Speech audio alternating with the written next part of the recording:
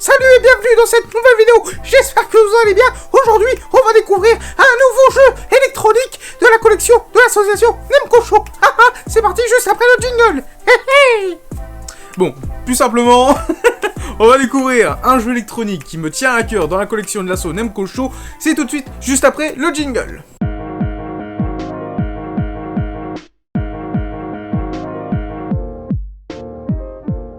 Alors aujourd'hui, j'avais envie de vous parler de ce petit jeu électronique qu'on a dans la collection depuis pas mal de temps maintenant, c'est-à-dire le Mickey Mouse Orange Express. Alors pour la petite anecdote, on l'avait trouvé à Japan Expo 2013, si je me trompe pas. On l'avait acheté sur un petit stand de revente, vraiment voilà, qui avait du rétro gaming, un petit peu de figurines, un petit peu de voilà, en mode otaku rétro gaming, jeu actuel, enfin récent quoi. Et on était tombé sur ce petit jeu électronique. Et vous le savez, pour ceux qui me connaissent un petit peu, les jeux électroniques, j'ai commencé par ça, avec ceux du Padre. Et c'est vrai que quand j'ai vu ce petit modèle Mickey Mouse en modèle japonais de chez Tommy, franchement, j'ai pas hésité longtemps. Alors à l'époque, il m'a coûté 45 €. Et faut dire qu'à l'époque, c'était vraiment cher. Là, c'est une petite barre haute. Voilà, on commence à tâtonner sur du prix un petit peu cher pour un jeu électronique surtout. Bon, par rapport à son état, il vaut largement ce prix-là maintenant en 2021.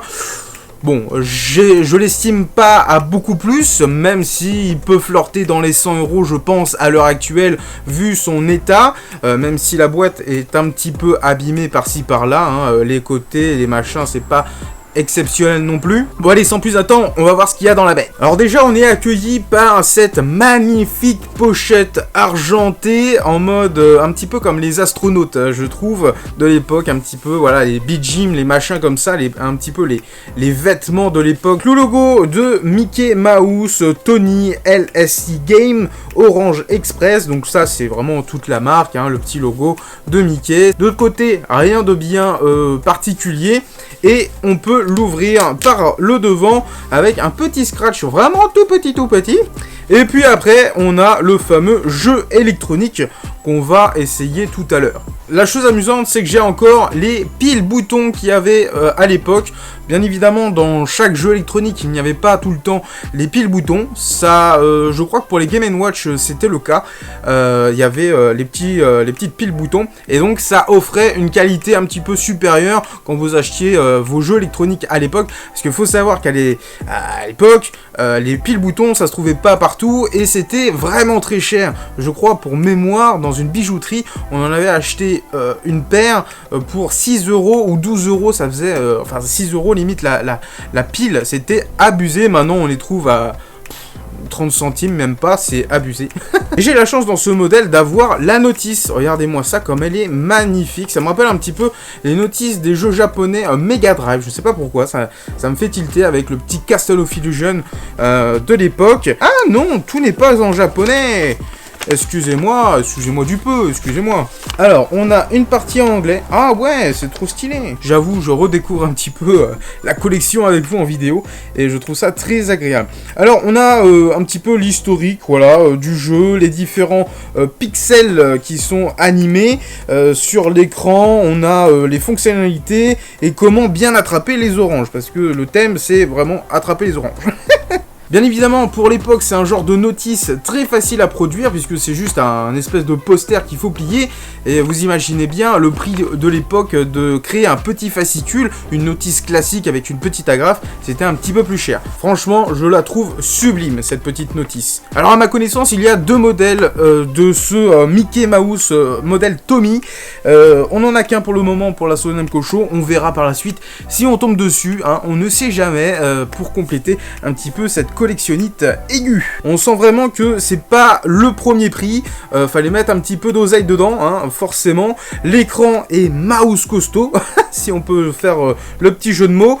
J'ai encore l'autocollant de protection pour la partie en aluminium. Il y a certains modèles qui utilisent cette option d'aluminium, mais c'est vrai qu'à force, l'aluminium a tendance à se fissurer, un petit peu s'abîmer, s'oxyder. Voilà, c'est pas forcément très agréable année après année, mais dans tous les cas, celui-là est vraiment dans un état exceptionnel. Aussi, le Mickey Mouse est vraiment super beau, sérigraphié en espèce de paillettes d'or, c'est très joli. En dessous, le petit Mickey, on a un joystick. Alors bien évidemment, vous le savez peut-être, mais Nintendo avait déposé les droits pour la croix directionnelle, donc c'est pour ça qu'on se retrouve avec un petit pic qu'il faut orienter dans différentes directions. De l'époque, c'était pas forcément le cas. Normalement, c'était des petits boutons pour aller à gauche ou à droite, ou en haut ou en bas. Et là, on a un petit stick qui nous permet d'aller dans les directions souhaitées. On a un bouton jump ou start, donc c'est par là qu'on va commencer le jeu.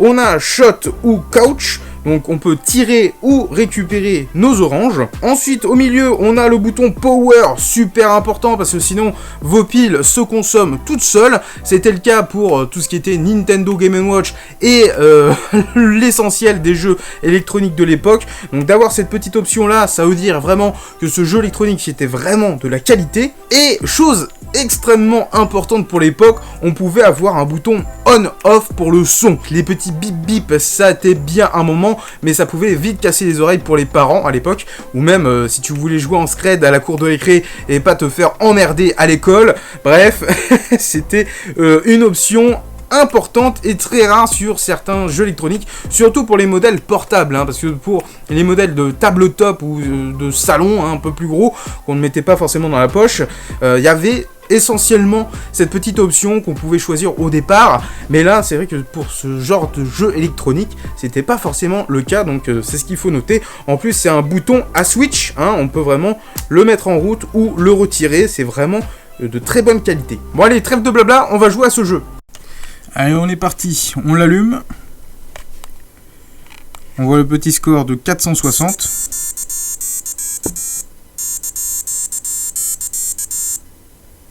On appuie sur Start. Alors lui, à chaque fois, j'arrive pas à l'esquiver. Hein. Je pense que mon bouton de jump, il a du mal. Alors là, il faut tomber parfaitement. Alors là, je vais louper. On a Mini qui peut nous filer des petites oranges. Aïe aïe aïe.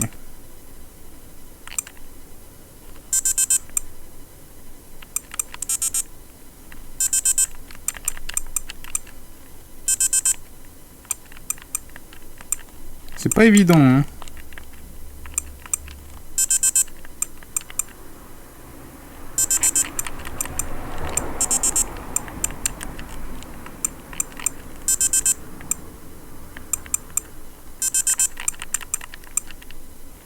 Ah, là ça commence à clignoter, donc il faut faire attention parce que la seconde phase va bientôt commencer. Voilà. Donc là, il va falloir viser le train de Donald. Nombre de 3 maximum. Nickel. C'est validé. Oh, j'ai fait un putain de score là. Excellent, j'adore. Oh, je peux recommencer. D'accord. Génial. J'ai jamais été sur cette phase là.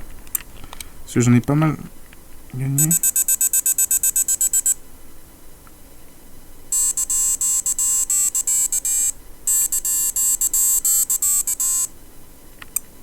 Alors, je pense que mon bouton de jump il a du mal. Ouais, je crois que mon bouton de jump il peut pas. Alors, on récupère.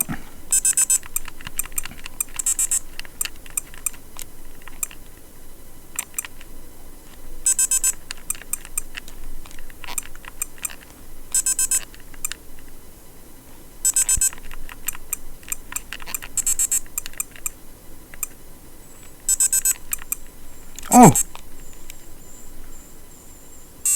Merde, je vais mourir. Bon voilà, je suis mort. Franchement, c'est un bel objet. Je suis très content de l'avoir.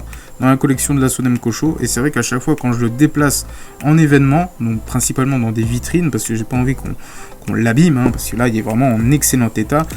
Voilà, c'est vraiment très agréable d'avoir ce petit jeu électronique.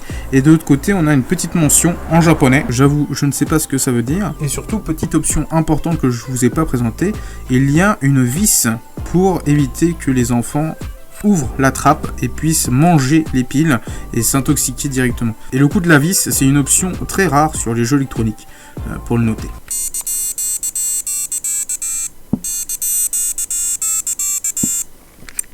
Ah, malheureusement, mon bouton de jump ne fonctionne plus.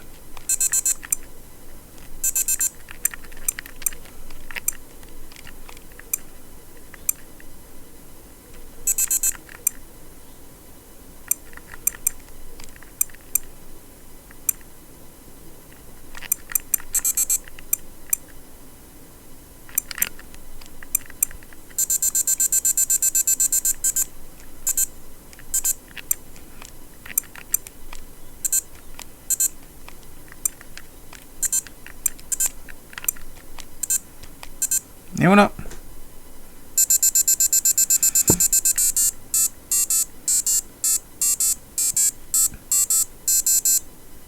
J'adore cette petite... Bon, dehors c'est la tempête, donc on va se laisser là. Sur ce, j'espère que cette petite vidéo de présentation du jeu Orange Express Mickey Mouse vous aura plu. N'hésitez pas à vous abonner à la chaîne YouTube de l'association Nemkosho. Mettez un petit like, et puis si ça vous dit, lâchez un petit commentaire juste en dessous de la vidéo. Voilà, sur ce, je vous dis à très vite pour de prochaines vidéos.